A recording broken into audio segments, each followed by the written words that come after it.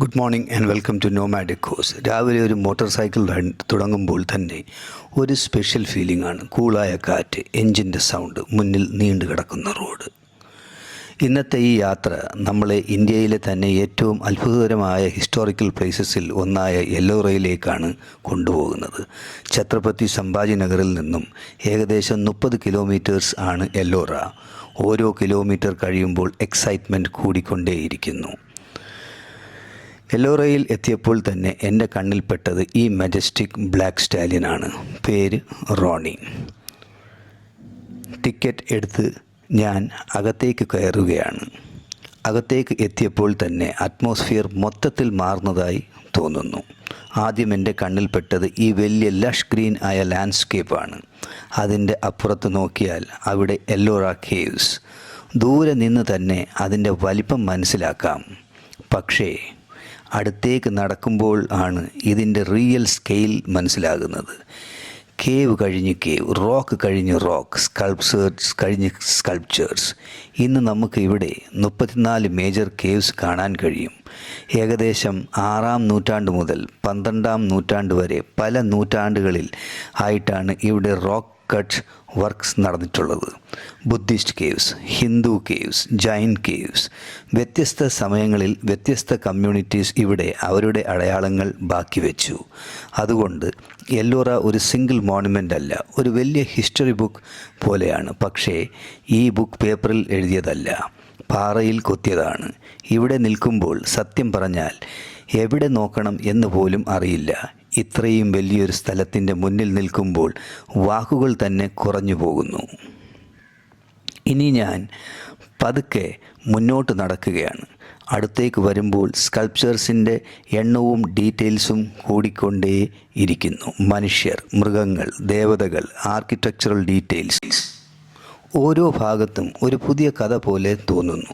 പക്ഷേ ഈ എല്ലാ കേവ്സിൻ്റെയും ഒരു സ്ട്രക്ചറാണ് പതുക്കെ എൻ്റെ ശ്രദ്ധ മുഴുവൻ പിടിച്ചു പറ്റുന്നത്. കൈലാസ, എല്ലോറയിലെ ഏറ്റവും പ്രശസ്തമായ ഭാഗം. അടുത്തേക്ക് വരും തോറും എനിക്ക് മനസ്സിലാകുന്നു, ഇത് ഒരു സാധാരണ ടെമ്പിൾ അല്ല, ഇത് വളരെ ഡിഫറെൻ്റാണ്. ഇപ്പോൾ ഞാൻ കൈലാസയുടെ വളരെ അടുത്താണ്, പക്ഷേ ഞാൻ ഇപ്പോഴും പുറത്താണ്. താഴെ നിന്ന് മുകളിലേക്ക് നോക്കുമ്പോൾ തന്നെ ഇതിൻ്റെ എനോർമസ് സ്കെയിൽ മനസ്സിലാകുന്നു. ഇത് സെപ്പറേറ്റ് സ്റ്റോൺ ബ്ലോക്സ് കൊണ്ട് അസംബിൾ ചെയ്ത ഒരു സ്ട്രക്ചറല്ല, ഈ മൗണ്ടൻ്റെ തന്നെ റോക്കിൽ നിന്നും കൊത്തിയെടുത്തതാണ്. ഇതാണ് എല്ലോറയുടെ ഓവറോൾ പ്ലാൻ. ഒരു ഭാഗത്ത് ബുദ്ധിസ്റ്റ് കേവ്സ്, പിന്നെ ഹിന്ദു കേവ്സ്, പിന്നെ ജൈൻ കേവ്സ്. ഇവയെല്ലാം ഒരു സമയത്തുണ്ടായതല്ല. പല സെഞ്ച്വറീസിലും പല കമ്മ്യൂണിറ്റീസും പല ഡൈനാസ്റ്റീസും ഇവിടെ വർക്ക് ചെയ്തു. അതുകൊണ്ട് എല്ലോറ എന്ന് പറയുന്നത് ഒരു സിംഗിൾ പീരിയഡ് മോണുമെൻ്റ് അല്ല. പല കാലങ്ങളിലെ ഐഡിയാസ്, ആർക്കിടെക്ചർ, കൾച്ചറൽസ് എല്ലാം ഒരുമിച്ച് കാണുന്ന ഒരു വലിയ ഹിസ്റ്റോറിക്കൽ റെക്കോർഡാണ്. ഇതിൻ്റെ ഏറ്റവും വലിയ ഹൈലൈറ്റ് കേവ് 16 കൈലാസ. ഇവിടെ കെയർഫുള്ളി ഉണ്ടാക്കിയ വാട്ടർ റിസർവോയർസും ചാനൽസും കാണാം. ഇത്രയും വലിയൊരു റിലീജിയസ് സെൻറ്റർ പ്രവർത്തിക്കണമെങ്കിൽ വാട്ടർ മാനേജ്മെൻറ്റ് വളരെ ഇമ്പോർട്ടൻ്റ് ആയിരിക്കണം.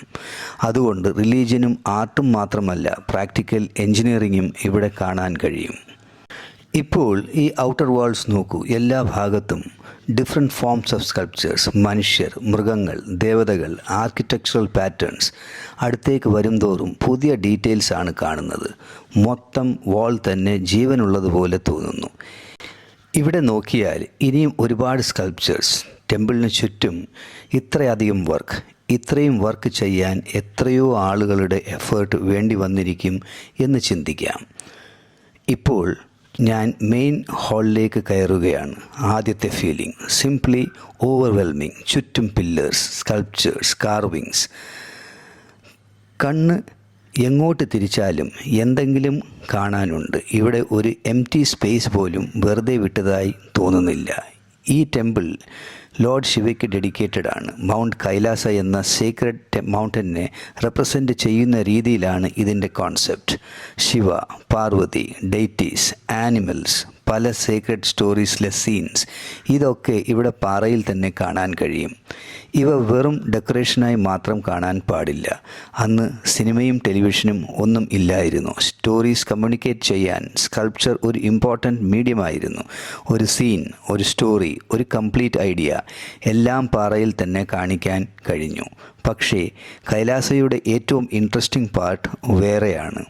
ഇത് സബ്ട്രാക്റ്റീവ് ആർക്കിടെക്ചറാണ്. സിമ്പിളായി പറഞ്ഞാൽ കല്ല് കൊത്തി ചേർത്ത് ടെമ്പിൾ ഉണ്ടാക്കിയതല്ല. ഒരു വലിയ റോക്ക് മാസിൽ നിന്നും ടെമ്പിൾ അല്ലാത്ത ഭാഗം റിമൂവ് ചെയ്ത് ടെമ്പിളിനെ പുറത്തേക്ക് കൊണ്ടുവന്നതാണ്. ആദ്യം ഉണ്ടായിരുന്നത് ഒരു ഹ്യൂജ് ബസാൾട്ട് റോക്ക് മാസ്. അതിനുള്ളിൽ ഒരു ടെമ്പിൾ ഉണ്ടെന്ന് അവർ മനസ്സിൽ ഇമാജിൻ ചെയ്തിരിക്കണം.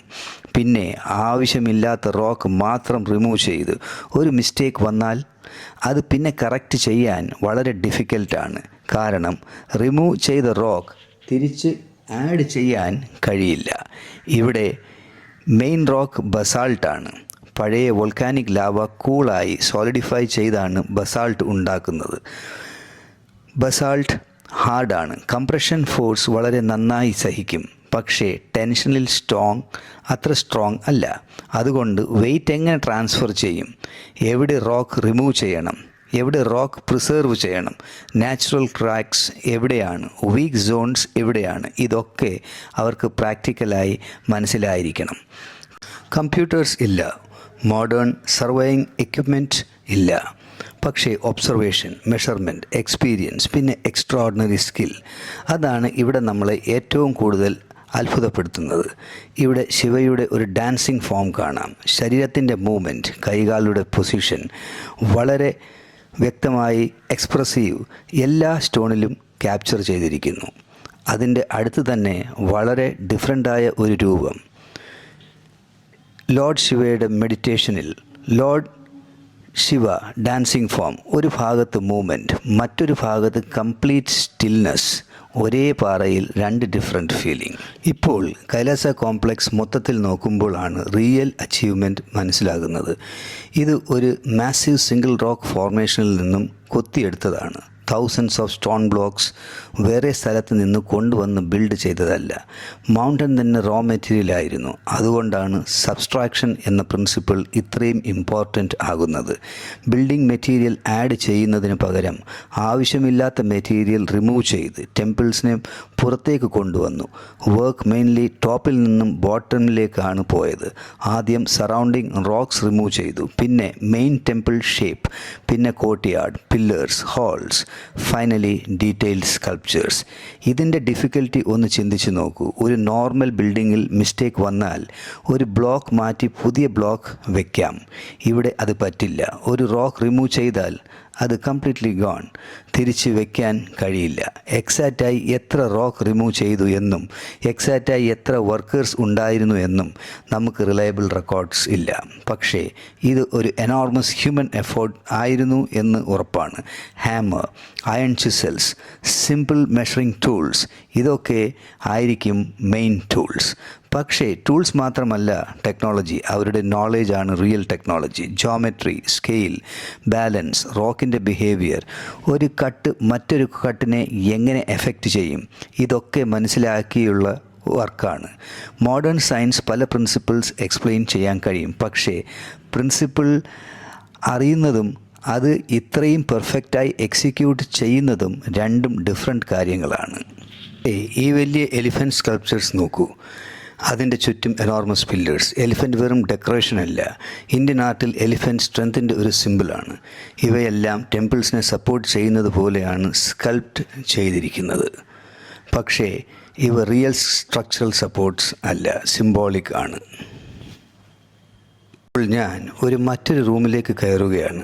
വളരെ ഡാർക്കാണ്. പക്ഷേ ഒരു ഓപ്പണിങ്ങിൽ ലൈറ്റ് അകത്തേക്ക് വരുമ്പോൾ മൊത്തം റൂമിൻ്റെ അപ്പിയറൻസ് തന്നെ മാറുന്നു. ഷാഡോയിൽ മറഞ്ഞിരുന്ന കാർവിങ്സ് പതുക്കെ വിസിബിളാകുന്നു. ഇതാണ് ഈ കേവ്സിൻ്റെ ഒരു സ്പെഷ്യൽ ബ്യൂട്ടി. ആർക്കിടെക്ചർ, സ്കൾപ്ചേഴ്സ് മാത്രമല്ല, ലൈറ്റും ഡാർക്ക്നെസ്സും ഷാഡോയും കൂടി ഈ എക്സ്പീരിയൻസിൻ്റെ ഭാഗമാണ്. ലൈറ്റ് വീഴുമ്പോൾ മൊത്തം റൂം തന്നെ ട്രാൻസ്ഫോം ചെയ്യുന്നത് പോലെ തോന്നുന്നു. മുമ്പ് ആയ തോന്നിയ സർഫസിൽ ഫേസസ്, ഫിഗേഴ്സ്, പാറ്റേൺസ് എല്ലാം പതുക്കെ പുറത്തു വരുന്നു.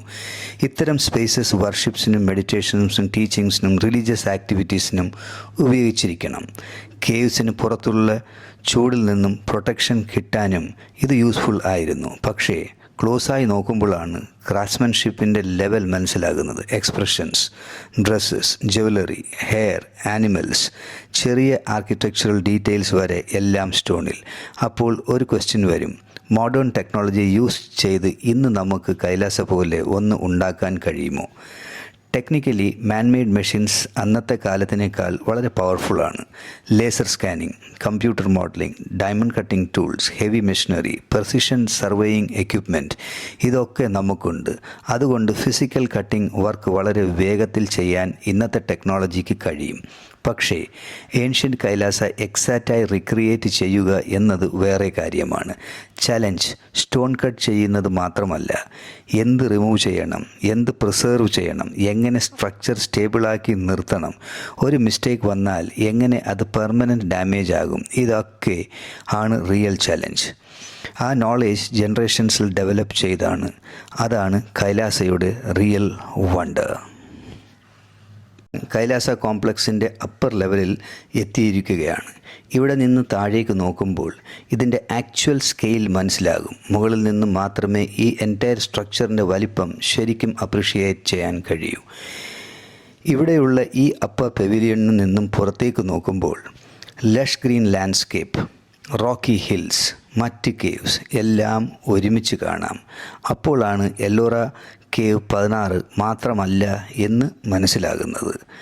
ഇത് ഒരു എൻറ്റയർ ലാൻഡ്സ്കേപ്പാണ്. ഒരു മൗണ്ടൻ തന്നെ ഒരു വേൾഡായി മാറിയിരിക്കുന്നു. താഴെ നോക്കുമ്പോൾ വീണ്ടും ഈ എലിഫൻറ്റ്സ് കാണാം.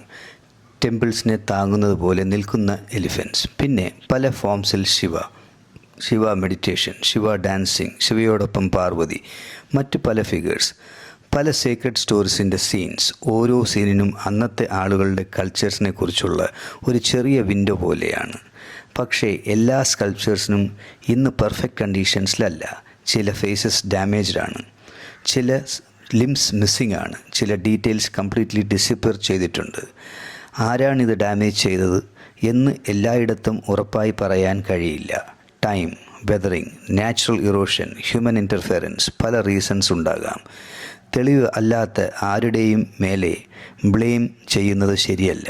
പക്ഷേ ഈ ഡാമേജ് സ്കൾപ്ചേഴ്സിനും എല്ലോയറുടെ ഹിസ്റ്ററിയുടെ ഭാഗമാണ്. ആയിരക്കണക്കിന് വർഷങ്ങൾ ഒരു മോണുമെൻ്റ് എങ്ങനെ സർവൈവ് ചെയ്തു എന്ന കഥയുടെ ഭാഗം. ഇവിടെ ഈ എലിഫൻറ്റിൻ്റെ ട്രങ്ക് നോക്കൂ. അതിൻ്റെ ട്രങ്ക് കംപ്ലീറ്റ്ലി ബ്രോക്കൺ ആണ്. ആരാണ് അത് തകർത്തത് ഉറപ്പായി നമുക്കറിയില്ല. പക്ഷേ ഇത്രയും ഡാമേജ് ഉണ്ടായിട്ടും ബാക്കി നിൽക്കുന്ന സ്കൾപ്ചേഴ്സ് മാത്രം നോക്കിയാൽ തന്നെ ഒറിജിനൽ ക്രാഫ്റ്റ്സ്മാൻഷിപ്പ് എത്ര വലുതായിരുന്നു എന്ന് മനസ്സിലാക്കാം. ഇനി നോക്കുമ്പോൾ പല ചെറിയ കാർവ്ഡ് സീൻസ് കാണാം. രാമായണയും മറ്റ് സീക്രട്ട് നരേറ്റീവ്സുമായി ബന്ധപ്പെട്ട സീൻസ് ഇവിടെ ഉണ്ട്. ഇവ സ്ട്രിക്റ്റ് സെൻസിൽ ഇൻസ്ക്രിപ്ഷൻസ് അല്ല, പക്ഷേ സ്റ്റോണിൽ കൊത്തിയ വിഷ്വൽ സ്റ്റോറീസാണ്. അന്ന് പ്രിൻറ്റഡ് ബുക്സ് ഒന്നും ഇല്ലായിരുന്നു. അതുകൊണ്ട് ഒരു കംപ്ലീറ്റ് സ്റ്റോറി തന്നെ സ്കൾപ്ചേഴ്സ് വഴി കമ്മ്യൂണിക്കേറ്റ് ചെയ്യാൻ കഴിഞ്ഞു. ഇപ്പോൾ ഞാൻ പുറത്തേക്ക് ഇറങ്ങുകയാണ്. പക്ഷേ പുറത്ത് വന്നപ്പോൾ തന്നെ ഒരു ക്വസ്റ്റ്യൻ, എന്തിന് ഇത്രയും കേവ്സ്, ഇത്രയും വലിയ നമ്പർ ഓഫ് റോക്കറ്റ് സ്പേസസ് എന്തിനാണ് വേണ്ടി വന്നത്? എല്ലോറ ഒരു സിംഗിൾ പർപ്പസിന് വേണ്ടി ഉണ്ടാക്കിയതല്ല. ഡിഫറെൻറ്റ് കേവ്സിന് different religious and practical purposes ഉണ്ടായിരുന്നു. ബുദ്ധിസ്റ്റ് കേവ്സിൽ മോങ്സ് താമസിക്കും, പഠിപ്പിക്കും. ഹിന്ദു കേവ്സ് വർഷിപ്സിന് റിലീജിയസ് ആക്ടിവിറ്റീസിനും വേണ്ടിയായിരുന്നു. ജൈൻ കേവ്സ് ജൈൻ റിലീജിയസ് പ്രാക്ടീസിനുമായി ബന്ധപ്പെട്ടതാണ്. Halls, chambers, shrines, gathering spaces, meditation spaces, study spaces ഇതൊക്കെ പല കേവ്സിലും കാണാം. മിലിറ്ററി ഡിഫൻസ് ആണ് മെയിൻ പർപ്പസ് എന്ന് പറയാൻ സ്ട്രോങ് എവിഡൻസ് ഇല്ല. Main important religious, cultural, social ambience ആയിരുന്നു. എല്ലോറയുടെ ഏറ്റവും ഇൻട്രസ്റ്റിംഗ് കാര്യം ബുദ്ധിസ്റ്റ്, ഹിന്ദു, ജെയിൻ ട്രഡീഷൻസ് എല്ലാം ഇവിടെ പല കാലഘട്ടങ്ങളിൽ അവരുടെ മാർക്സ് വിട്ടിട്ടുണ്ട്. എല്ലാവരും ഒരേ സമയത്ത് വന്നതല്ല. Different dynasties, different communities, different centuries എല്ലാവരും ഈ ലാൻഡ്സ്കേപ്പിനെ ഡിഫറെൻറ്റ് രീതിയിൽ ഷേപ്പ് ചെയ്തു. ഏർലി ബുദ്ധിസ്റ്റ് ആക്ടിവിറ്റിക്ക് ശേഷം മേജർ ഹിന്ദു ഡെവലപ്മെൻറ്റ്സ് ആണ് വന്നത്. രാഷ്ട്രകൂട്ട പീരീഡിലാണ് കൈലാസയുടെ ഗ്രേറ്റ് വർക്ക് നടന്നത്. പിന്നീട് ജെയിൻ ആക്ടിവിറ്റിയും ഈ ലാൻഡ്സ്കേപ്പിൽ ഒരു ഇമ്പോർട്ടൻ്റ് ലെയർ ആഡ് ചെയ്തു. അതുകൊണ്ട് എല്ലോറ നമുക്ക് ഒരു യുണീക്ക് പിക്ചർ തരുന്നു. ഡിഫറെൻറ്റ് ഇന്ത്യൻ റിലീജിയസ് ട്രഡീഷൻസ് ഒരു വലിയ കൾച്ചറൽ ലാൻഡ്സ്കേപ്പ് ഷെയർ ചെയ്തിരുന്ന ഒരു കാലം. ഇപ്പോൾ ഞാൻ മറ്റൊരു കേവിലേക്ക് കയറുകയാണ്. സീലിംഗിൽ നിന്നും വെള്ളം പതുക്കെ തുള്ളി വീഴുന്നു. വെള്ളത്തിൻ്റെ സൗണ്ട്, കൂളായ അറ്റ്മോസ്ഫിയർ, ഡിം ലൈറ്റ് എല്ലാം കൂടി ഒരു കംപ്ലീറ്റ് ഡിഫറെൻറ്റ് ഫീലിംഗ് തരുന്നു. ചില വാട്ടർ സിസ്റ്റംസ് നാച്ചുറലാണ്, ചില ഭാഗങ്ങൾ കെയർഫുള്ളി ചാനൽ ചെയ്തതും മാനേജ് ചെയ്തതുമാണ്. അപ്പോൾ വീണ്ടും ഒരു കാര്യം മനസ്സിലാകും.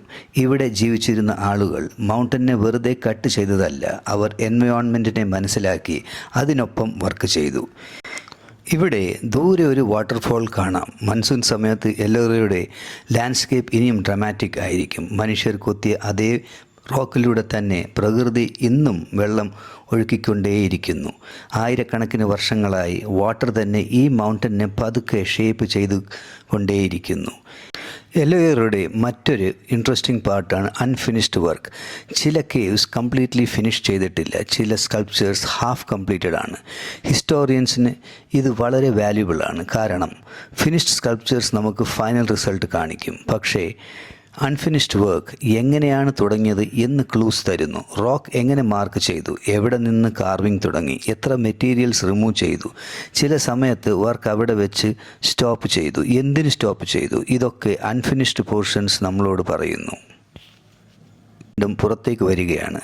നേരത്തെ പുറത്തുനിന്ന് കണ്ടിരുന്ന കൈലാസയുടെ അപ്പർ പോർഷൻസ് വീണ്ടും എൻ്റെ കണ്ണിൽ പെട്ടു. ഇത്രയും സെഞ്ചുറീസ് കഴിഞ്ഞിട്ടും ഒരു ക്വസ്റ്റ്യൻസ് മാത്രം ബാക്കി. എങ്ങനെയാണ് അന്നത്തെ ആളുകൾ ഇത്രയും വലിയ ഒരു ക്രിയേഷൻ ഉണ്ടാക്കിയത്? എല്ലോറയും ബന്ധപ്പെട്ട ഒരു ഫേമസ് സ്റ്റോറി കൂടിയുണ്ട്. ഔറംഗസേബിൻ്റെ കാലത്ത് അദ്ദേഹത്തിൻ്റെ ആളുകൾ കൈലാസ നശിപ്പിക്കാൻ ശ്രമിച്ചുവെന്നും 3 വർഷത്തോളം അതിനു വേണ്ടി അറ്റംപ്റ്റ്സ് നടന്നിരുന്നു എന്നും. പക്ഷേ ഈ വലിയ മോനുമെൻറ്റിനെ പൂർണ്ണമായി നശിപ്പിക്കാൻ കഴിഞ്ഞില്ല എന്ന് ഒരു ഫോക്ലോർ ഉണ്ട്. പക്ഷേ ഈ 3 year attempt reliable contemporary historical റെക്കോർഡ്സിൽ ക്ലിയറായി റെക്കോർഡ് ചെയ്തിട്ടില്ല. അതുകൊണ്ട് അതിനെ എസ്റ്റാബ്ലിഷ്ഡ് ഹിസ്റ്ററിയായി പറയാൻ കഴിയില്ല. പക്ഷേ ബ്രോഡർ ഹിസ്റ്ററി നമ്മൾ മറക്കരുത്. അക്ബർ പല മതങ്ങളോടും റിലേറ്റീവ്ലി ടോളറൻ്റായ ഒരു പോളിസി ഫോളോ ചെയ്തിരുന്നു. ഔറംഗസേബ് അതിൻ്റെ ഓപ്പോസിറ്റായി കൂടുതൽ ഓർത്തഡോക്സ് റിലീജിയസ് പോളിസി ഫോളോ ചെയ്ത റൂളറായിരുന്നു.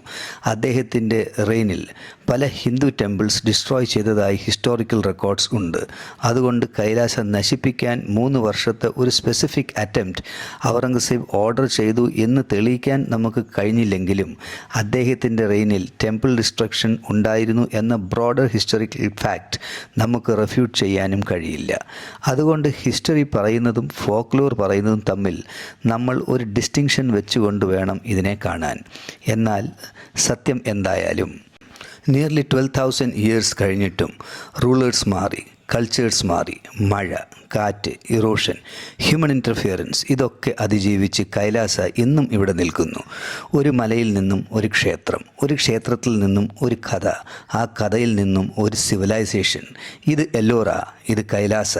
ചില യാത്രകൾ നമുക്ക് ഫോട്ടോഗ്രാഫ്സ് മാത്രമല്ല തന്നുപോകുന്നത്, ചില യാത്രകൾ നമുക്ക് ഒരുപാട് ക്വസ്റ്റ്യൻസ് തന്നുപോകും. അതിൻ്റെ ആൻസേഴ്സ് എല്ലാം നമുക്ക് ഒരിക്കലും കിട്ടിയേക്കില്ല. പക്ഷേ അതാണ് എല്ലോറയുടെ real magic. This is nomad echoes. ഈ യാത്ര നിങ്ങൾക്ക് ഇഷ്ടപ്പെട്ടെങ്കിൽ ലൈക്ക് ചെയ്യുക, സബ്സ്ക്രൈബ് ചെയ്യുക, ഷെയർ ചെയ്യുക. അടുത്ത യാത്രയിൽ വീണ്ടും കാണാം. Keep riding, keep exploring, keep wondering. This is nomad echoes.